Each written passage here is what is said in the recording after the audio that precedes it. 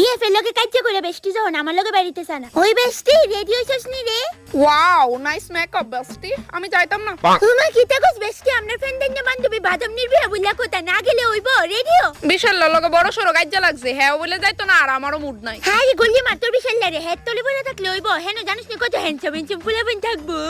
দেখ বেস্টি আমরা মধ্যে ঝগড়াও ঠিক আছে এর মানে এটা না যে আমরা একজন আরেকজনের প্রতি লয়াল না আরে বাবা বুঝছি কিন্তু বাদাম নির যে কাজিন ব্রাদারটি এডি শক্তি একটা এক একটা শেয়ারআউটের মতো জিরাফের মতো জেব্রার মতো যে হ্যান্ডসাম নালো বেস্টি আসলে বিয়ে ফের আগে বান্ধবী যাওয়াটা উচিত যে না লয়াল হ্যাঁ